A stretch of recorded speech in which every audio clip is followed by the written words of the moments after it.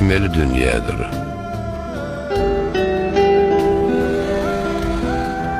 Ey yaranlar, musulmanlar gelip geçmeli dünyadır.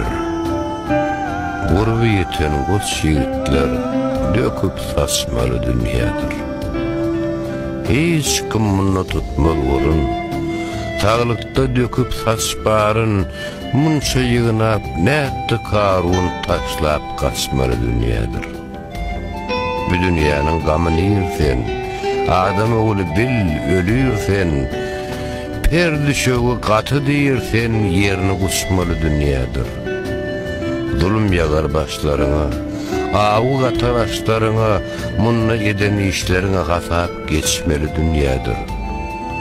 Mağtım bunu okuyup Kur'an, Hudadan dilegil iman, her yiğit ölse bir nişan, ornu ösmeli dünyadır.